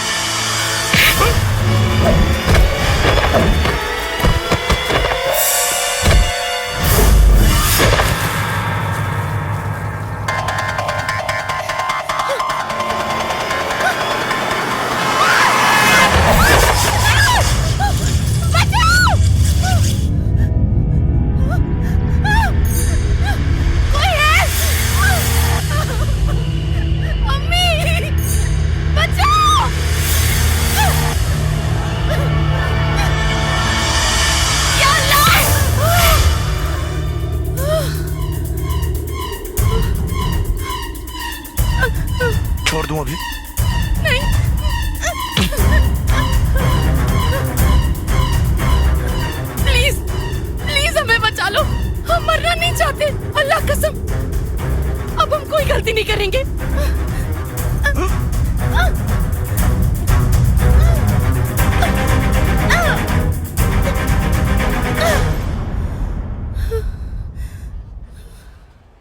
अब समझ में आया जिंदगी और मौत के बीच में क्या फर्क है।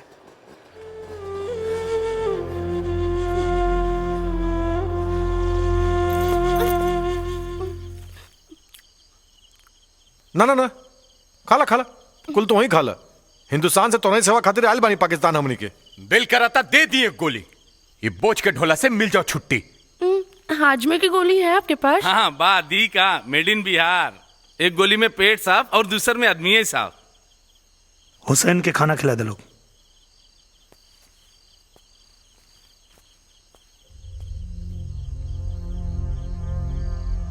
कबीर,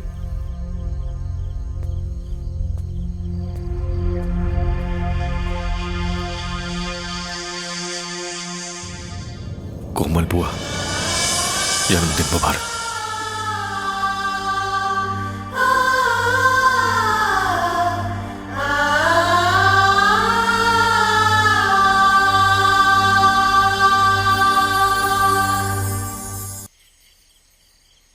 ये कोमल कौन है? गाना गाकर रोने का क्या मतलब है? मतलब ही तो जीवन का मकसद बन गया।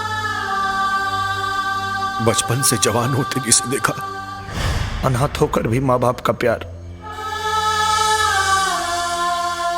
और लाल चुनरी में सजी दुल्हन मांग में सिंदूर पड़ने से पहले ही मांस के लोतड़े में बदल गई।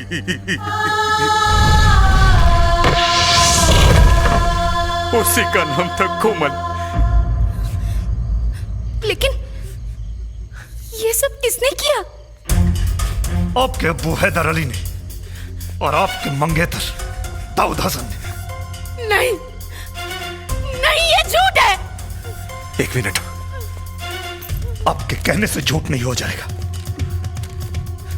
कागज में लिखे हुए सबूत दस्तावेजों की तरह होते हैं जो सच कहते हैं, झूठ बयान नहीं करते।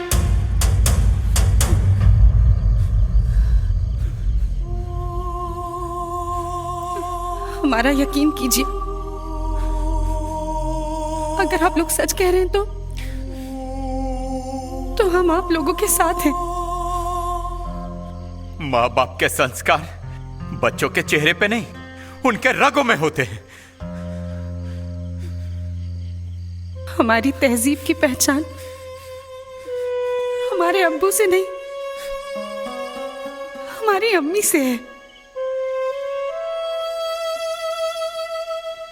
हमारे अब्बू पहले मुसलमान हैं, बाद में इंसान, लेकिन हम सबसे पहले इंसान हैं, उसके बाद मुसलमान हैं। कोई दहशतगर्द हमारा अब्बू तो हो सकता है, लेकिन शौहर नहीं।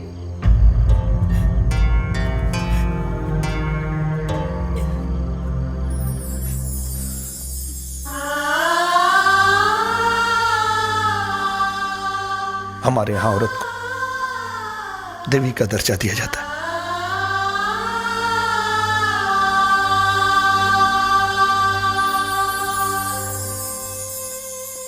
अगर मर गए तो कफन उतार देते ना, अगले जन्म में कर्ज उतार देंगे।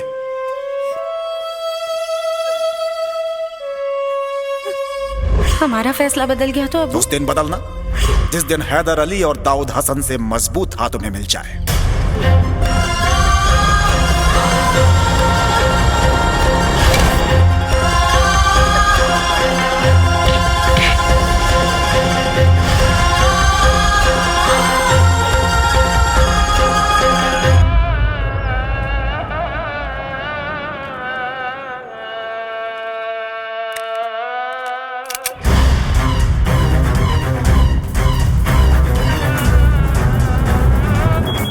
मैसेज?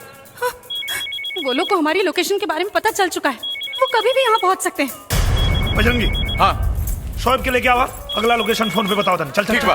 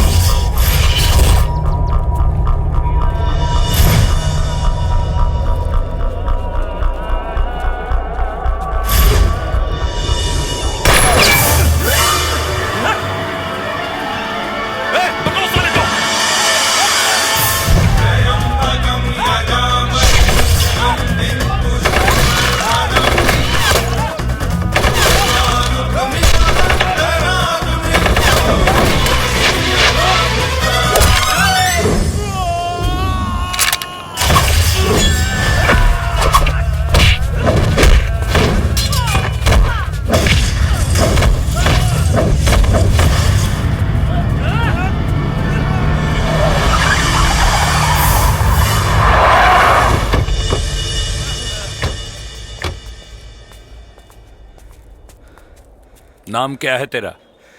बजरंगी। बजरंग बली का रिश्तेदार है। चल या अली बोल। मेरे लिए या अली और बजरंग बली में कोई फर्क नहीं है, लेकिन गलती से भी मेरे बजरंग बली को बुरा मत बोलना, वरना मारूंगा तो मरने का पता भी नहीं चलेगा। बजरंग बली जय।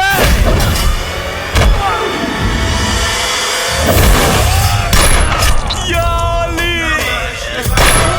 जय बजरंग बली।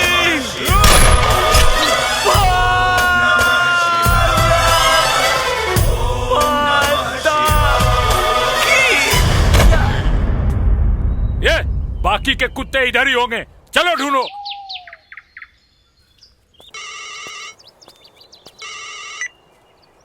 हाँ शोएब। हाँ हम बस पहुंचे।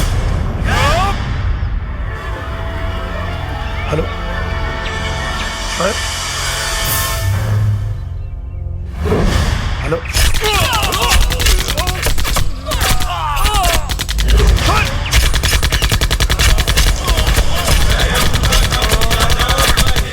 बजरंगी, बजरंगी।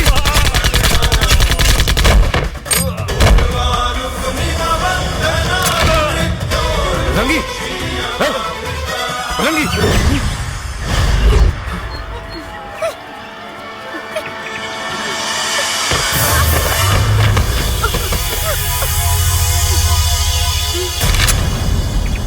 कौन कहता है हिंदू और मुसलमान में लड़ाई होगी? ये हवा भी कम वक्त किसी पाकिस्तानी ने उड़ाई होगी। जान मत छोड़िए रे, जान मत छोड़िए रे।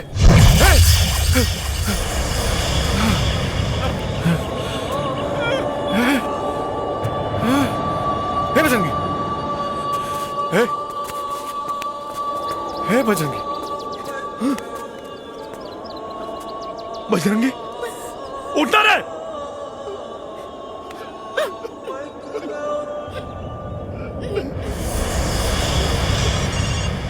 कल पाकिस्तानी अखबार पढ़ लेना, पढ़ने के बाद आंख और दिल दोनों अपनी जगह बदल देंगे। तुम्हारे भेजे हुए कुत्तों की लाशें कल पाकिस्तानी अखबार के फ्रंट पेज पर होगी। साले साहब चल के गांव वालों के बता दे, ये क्रांतिकारी के क्रांति खत्म। Follow me. सर आइए सर। हाँ हाँ सर। हाँ कहा मुखिया और सरपंच और गांव वाला सारा लोग सुन ला, कल अखबार का फ्रंट पेज पढ़ लिया सब। हिंदुस्तान से आए हुए आतंकवादी पाकिस्तान की जमीन पर ढेर। नाम कबीर दीनानाथ शास्त्री, शोएब खान, हुसैन खान, बजरंगी पंडित। यस। अब फटाफट सीढ़ी वापस कर दे लोग, कहा से मसीहा टाटा फेस लोड़ा की गए। हे मंत्री, ई हिंदुस्तान के माटी है, माटी कम बारूद ज्यादा होला। ये जब फटी ना तब पाकिस्तान के नामो निशान मिटा दे। ज्यादा बोलेगा साले। साले मसिया मरेला ना, मार के आवाला, बुझले रे मंत्री। बंद साला लोग के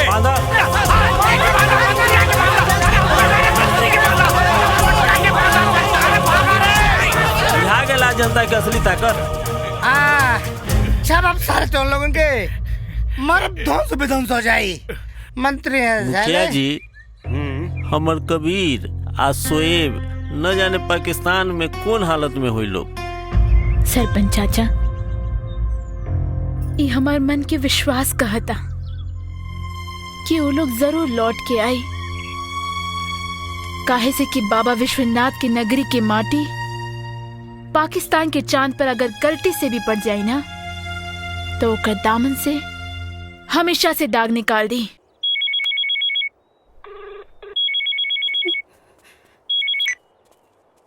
हेलो, उस कुत्ते को फोन दो।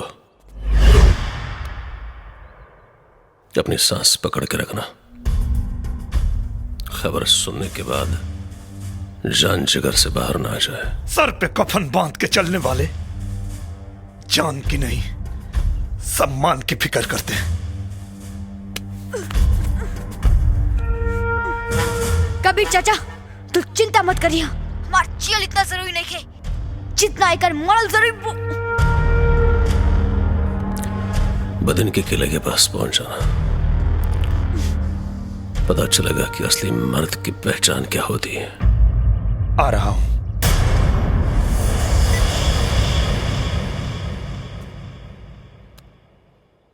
क्षमा तो नहीं मांगूंगा, क्योंकि प्यार और जंग में सब कुछ जायज होता है। शायद आप न होती तो दाऊद को यहां तक नहीं ला पाते। अब देखते हैं तकदीर जीत की माला किसे पहनाती है। आपने इतना साथ दिया, बहुत शुक्रिया। आप जा सकते हैं।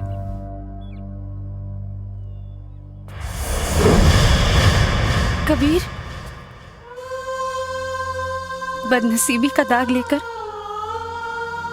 जो हाथ अब्बू और दाऊद हसन से भी ज्यादा मजबूत लगा, उसका सहारा भी नहीं मिल पाया। सहारा बनकर भी क्या कर लेंगे जब दुनिया में वही नहीं है जो हमारी दुल्हन को देखना चाहती थी। आगे क्या होगा ये तो हमें नहीं पता, लेकिन अगर उससे मिलने का मौका मिला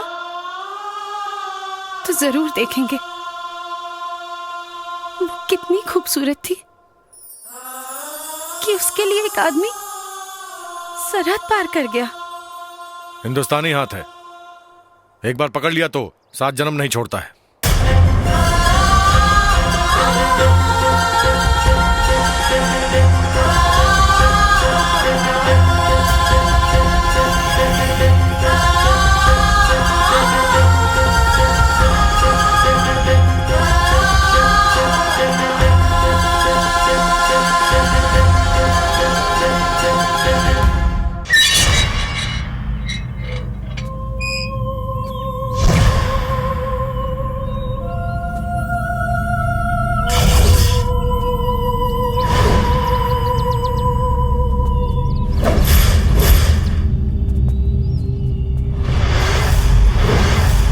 औरत को मोहरा बनाकर मर्द होने का फक्र करता है।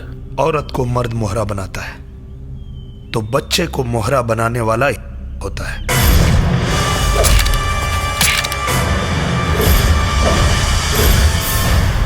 ठहरिए हसन साहब, मौत के सौदागर कभी किसी मुल्क की सियासत के बादशाह नहीं बन सकते। शहनाज, अल्लाह के वास्ते कुछ मत कहिए अब्बू।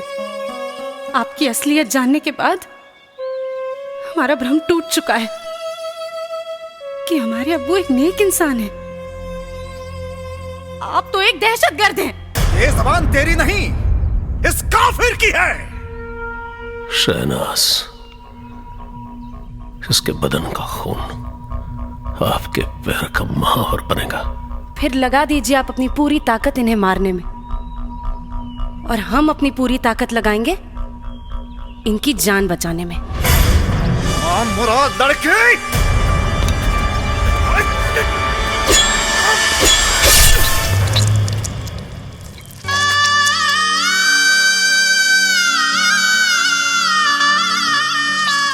देखा हसन साहब, किसी नेक इंसान का खून कभी पांव का महावर नहीं बल्कि मांग का सिंदूर बनता है। अब दहेज में कफन भी तैयार रखना शहनाज।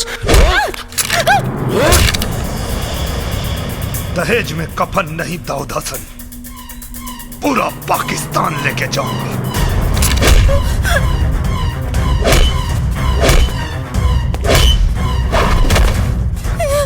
साले बहुत दौड़ा है तूने मुझे।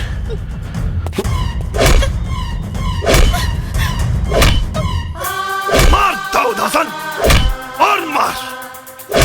इतने में थक गया तू, अभी तो तुझे और भगाऊंगा।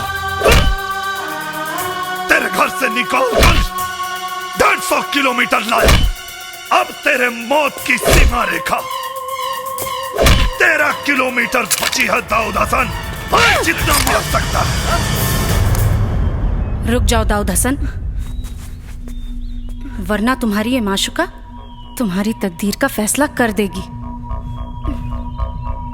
अपने आदमियों से कह दो कि बंदूकें फेंक दे।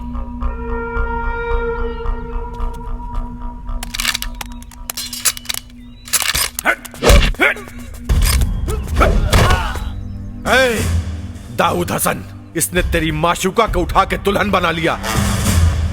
सोच तुझे क्या बनाएगा। और तू हैदर अली, ऊपर वाले का शुक्रिया अदा कर, क्योंकि तूने तो अपनी बेटी के लिए चुना था, लेकिन बेटी ने मर्द चुना है।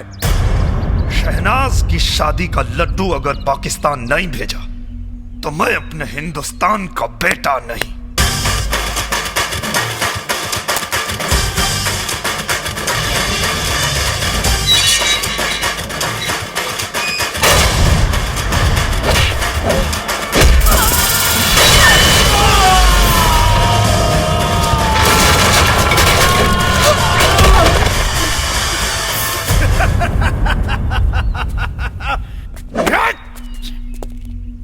एक अदना सा वो काफिर हिंदुस्तानी हमें ये बता गया कि जिसे हमने शेर समझा था मर्द, वो यकीनन गीदड़ है। गीदड़, हट! गीदड़।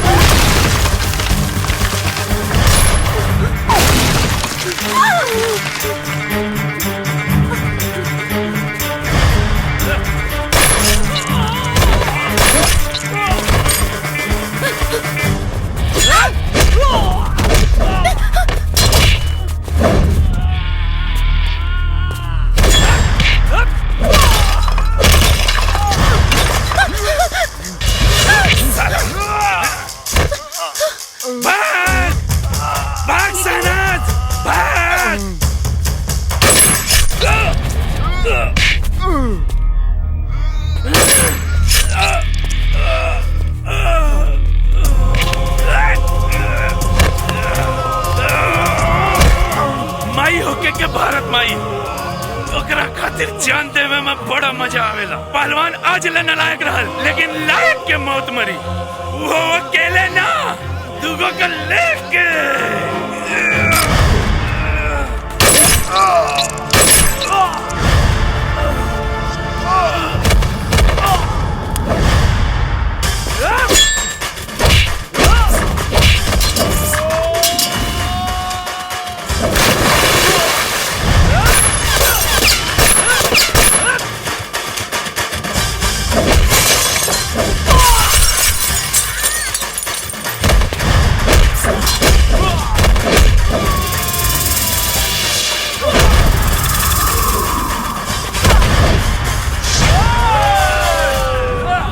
आजा। एक हिंदुस्तानी आज तुम सबको दौड़ाएगा और मूत दिया पूरा हिंदुस्तान तो तेरा मुल्क बह जाएगा। शंखनाद है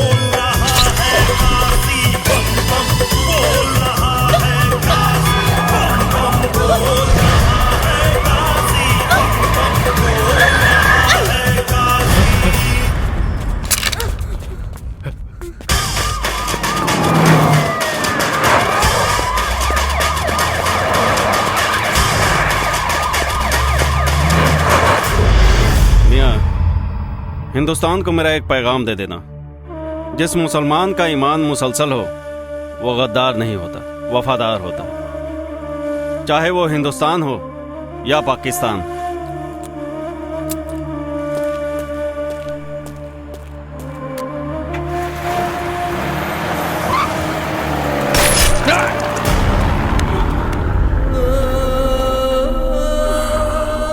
कुत्ता साला, मुझे मालूम था वतन के साथ तो गद्दारी करेगा। तुम्हारे भी ताबूत में कील ठोक दी है हमने।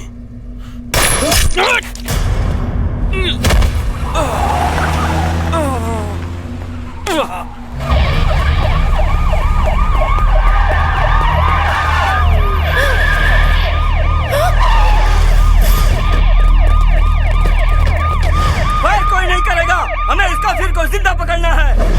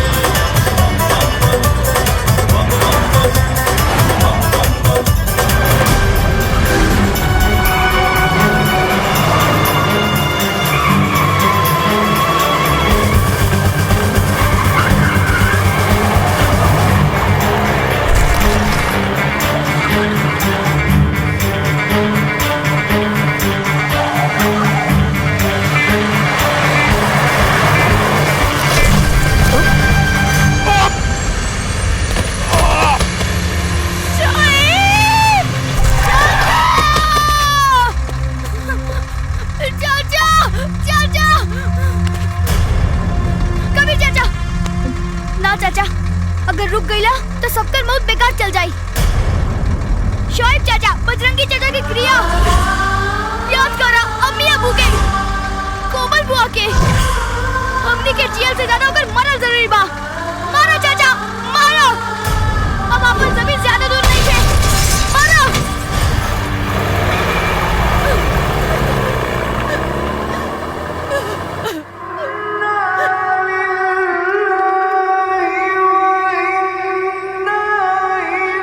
अगर मर गए तो कफन उतार दे देना, अगले जन्म में कर्ज उतार देंगे।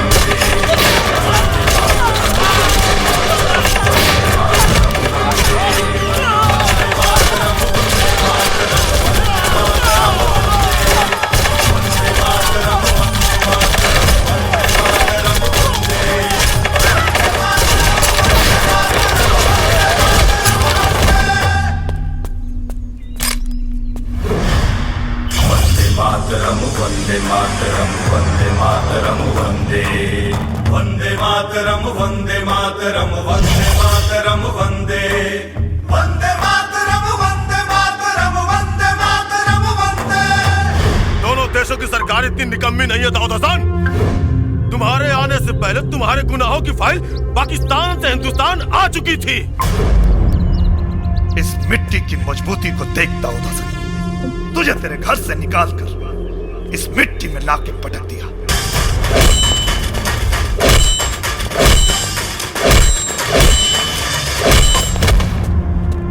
इन कदमों को देख दाऊद हसन, तुझे पता चलेगा कि बेटे की जगह हमेशा बाप के पैरों में होती है।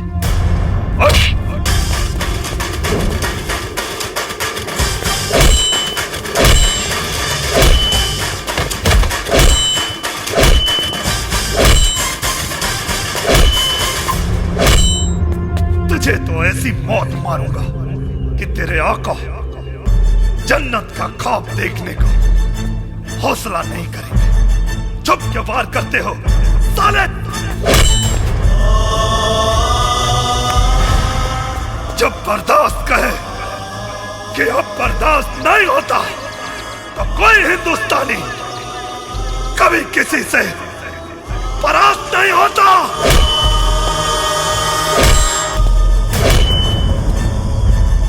अब की जंग छिड़ी तो चेहरे का खौफ बदल देंगे। इतिहास की क्या औकात है, पूरा भूगोल बदल देंगे। लाहौर से गुजरेगी गंगा, इस्लामाबाद की छाती पे फहराएगा तिरंगा। रावलपिंडी से कराची तक सब कुछ गर्क हो जाएगा। सदियों सदियों तक तेरे जैसा शैतान नहीं होगा। कश्मीर तो होगा लेकिन पाकिस्तान नहीं होगा।